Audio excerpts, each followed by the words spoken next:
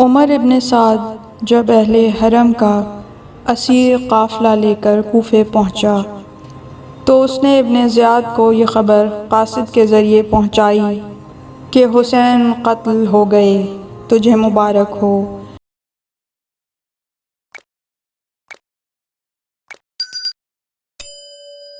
ہمارے لشکر نے لشکر حسین کو فنا کر دیا، سب کے سب کربلا میں قتل کر دیے گئے۔ زینب و ام کلثوم اسیر ہو کر آئی ہیں۔ سید سجاد کے پائے مبارک میں زنجیر ہے اور ہم نے یزید و ابن زیاد کے نام کا ڈنکا بجا دیا ہے۔ بے گجاوا اونٹوں پر اہل حرم کو لایا گیا ہے۔ اب ہمیں حکم ملے کہ دربار میں اسیروں کو لے کر حاضر ہوں۔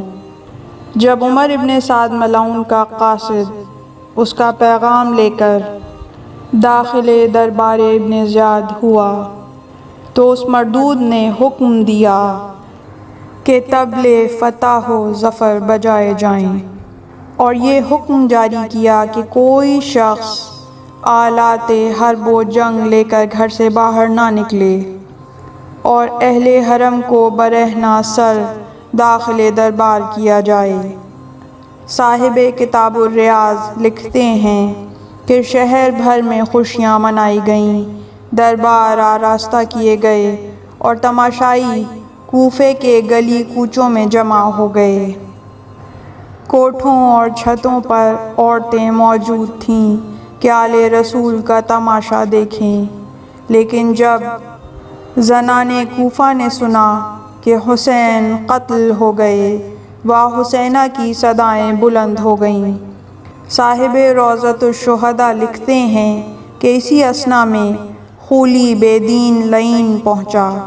سر امام حسین علیہ السلام نیزے پر بلند تھا۔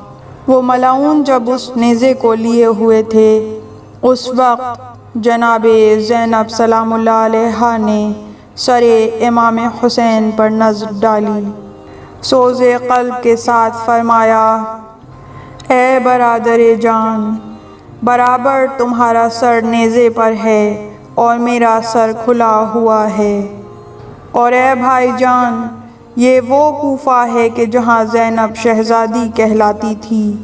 اب میں اور مخترات عصمت کنیزوں کی طرح اسیر ہو کر کوفے آئے ہیں۔ کوئی زینب بے کس کا حال نہیں پوچھتا، خلق خدا تماشائی ہے۔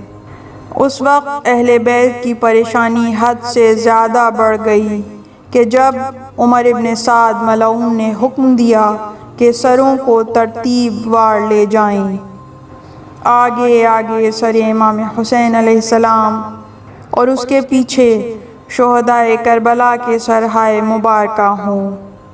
علامہ کتاب ریاض میں فرماتے ہیں کہ سر امام حسین نیزے پر مثل چاند چمک رہا تھا، اور شہداء کے سر ایسے معلوم ہو رہے تھے کہ چاند کے گرد ستارے ہوں، اور اہل حرم کنیزوں اور اسیروں کی طرح شتران بے کجاوا پر سوار تھے۔ پھر وہ گروہ اشرار بڑی ذلت و خواری کے ساتھ اہل حرم کو لے کر داخل ہوئے، اور تماشائیوں سے گلی کوچے بھر گئے، اور منادی کہہ رہا تھا: ھذا راس الحسین، کہ یہ حسین کا سر ہے۔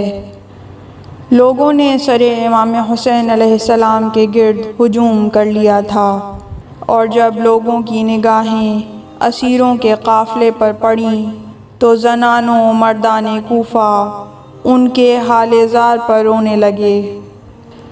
قاسم بن اصبغ مجاشعی کہتا ہے کہ میں اس وقت تماشائیوں میں موجود تھا۔ میں نے دیکھا کہ ایک سواری نمودار ہوئی، سر پرخون، گھوڑے کی گردن میں آویزاں تھا۔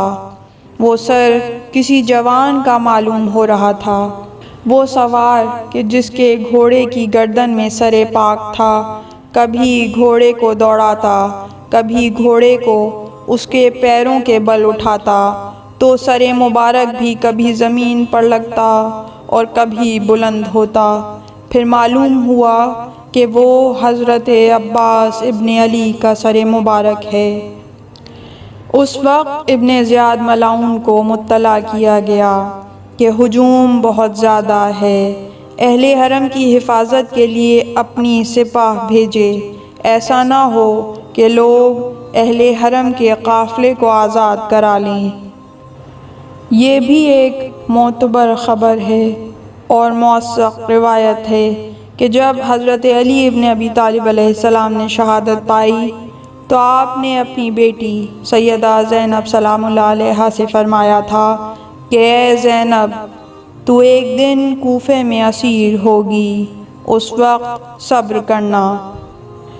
غرض کہ ابن زیاد ملعون نے اپنے خادموں کو بھیجا کہ مجمع عام سے اہل حرم کی حفاظت کریں۔ مناقب ابن شہر عاشوب میں ہے کہ اس وقت جناب ام کلثوم نے ابن زیاد کے محافظ سے کہا، یہ 1000 درہم لے اور سرحائے شہداء ہم سے دور لے جا تاکہ لوگ سروں کی طرف دیکھیں اور ہم پر نامحرموں کی نظر نہ پڑے۔ اس محافظ نے وہ درہم لے لیے اور سروں کو اہل حرم سے دور کر دیا۔ جب وہ محافظ گھر گیا اور اس نے درہم دیکھے تو وہ سیاہ رنگ کے پتھروں میں بدل گئے تھے اور ان پر ایک طرف لکھا ہوا تھا وَلَا تَحْسَبْنَ اللَّهَ غَافِلًا عَمَّا يَعْمَلُ الظَّالِمُونَ اور دوسری طرف وَسَيَعْلَمُ الَّذِينَ ظَلَمُوا أَيَّ مُنقَلِبٍ يَنقَلِبُونَ تحریر تھا۔ چونکہ تماشائیوں کی کثرت کی وجہ سے کوفے کے راستے بند ہو چکے تھے، اس قدر ہجوم تھا کہ راستے مسدود ہو گئے تھے۔ ہر سن و سال کے لوگ مرد و عورت موجود تھے، کچھ ان میں سے ایسے تھے کہ اہل بیت کی حالت دیکھ کر رو رہے تھے اور کچھ لوگ ہنس رہے تھے اور خوشیاں منا رہے تھے۔ علامہ قزوینی نے بعض کتب کے حوالے سے تحریر کیا ہے کہ سہل شہرزوری ایک شخص نے کہ جو اسدی کے نام سے مشہور تھا نقل کیا ہے کہ میں 61 ہجری میں کوفے میں تھا کہ لشکر ابن زیاد کربلا سے واپس کوفے پہنچا اور اسیران آل محمد بھی اس لشکر کے ساتھ وارد کوفہ ہوئے۔ میں نے ایک بوڑھے سے سوال کیا کہ یہ کون ہیں؟ تو اس بزرگ نے کہا، کیا تو نہیں دیکھتا کہ سر فرزند پیغمبر نیزے پر بلند ہے؟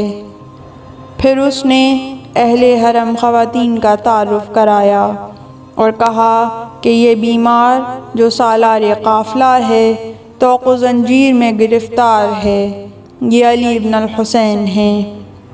میں نے جب اس بیمار پر نظر کی تو گریہ طاری ہو گیا اور میں گلوگیر ہو گیا۔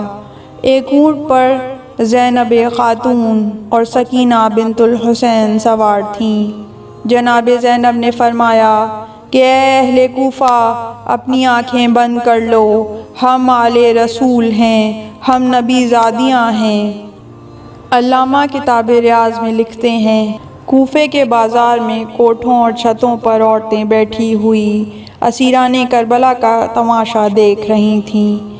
ایک ضعیفہ ناقل ہے کہ میں نے دیکھا کہ ایک اونٹ پر ایک بی بی بیٹھی ہیں اور ان کی گود میں ایک بچی بیٹھی ہوئی ہے جو پریشان حال ہے اور اس کی زبان پر ہائے پدر، ہائے پدر جاری ہے۔ میں نے ان سے دریافت کیا من ای الاسار انتن، کہ تم کہاں کے اسیر ہو؟ جناب زینب سلام اللہ علیہا نے فرمایا کہ یہ کیا سوال ہے؟ اس نے کہا، میں نے ایسے قیدی نہیں دیکھے جیسے کہ تم لوگ ہو۔ سیدہ زینب نے فرمایا کہ نحن بنات رسول اللہ و بنات نساء الحسین، اے ضعیفہ، ہم دختران رسول خدا ہیں، پیغمبر خدا کے قریبی ہیں۔ اے ضعیفہ، ہم آل رسول مصطفیٰ ہیں اور آج کل ہم کوفیوں کے جفا و ستم سے ہلاکت میں ہیں۔ ہم بطول عذرا کے دامن میں پلے ہیں اور آج اسیر محن ہیں۔ جیسے ہی اس مومنہ نے سنا اپنے منہ پر تماچے لگائے اور رونے لگی، واہ مصیبت آل رسول کجا اور اسیری کجا۔ وہ ضعیفی کوٹھے سے نیچے اتری اور اپنے اہل خانہ کو سارا واقعہ سنایا اور کہا، تم گھروں میں ہو اور علی و فاطمہ کی بیٹیاں قیدی بنی ہوئی ہیں، لوگ تماشا دیکھ رہے ہیں۔ اس ضعیفہ کا نام بھی زینب تھا، اور جب حضرت علی مرتضیٰ کوفے میں تھے تو آپ کے ایک غلام کی یہ ضعیفہ بانو حرم تھی۔ ضعیفہ بڑی جلدی کے ساتھ چادر اوڑھ کر گھر سے باہر آئی اور چادریں اہل حرم کو دیں۔ سیدہ زینب سلام اللہ علیہا نے فرمایا، کیا یہ چادریں بطور صدقہ ہیں؟ اور صدقہ ہم پر حرام ہے۔ اس ضعیفہ نے کہا کہ بطور ہدیہ پیش کر رہی ہوں۔ سیدہ زینب سلام اللہ علیہا نے وہ چادریں اور مقنے قبول کیے۔ اس وقت زجر بن قیس ملعون اس مومنہ کو دیکھ رہا تھا کہ اس عورت نے چادریں دی ہیں۔ اس بدبخت نے اس مومنہ کو سخت الفاظ کہے اور جھڑکا اور وہ چادریں چھین لیں، اور وہ مومنہ اپنے گھر چلی گئی۔ الا لعنت اللہ علی القوم الظالمین۔ اس طرح کی مزید تحقیقی، علمی اور تاریخی ویڈیوز دیکھنے کے لیے چینل کو سبسکرائب کیجیے اور بیل آئیکن پہ کلک کیجیے۔ ویڈیو کو لائک کریں اور کامنٹس کے ذریعے بتائیے کہ آپ کو ویڈیو کیسی لگی۔ اگلی ویڈیو تک کے لیے خدا نگہدار۔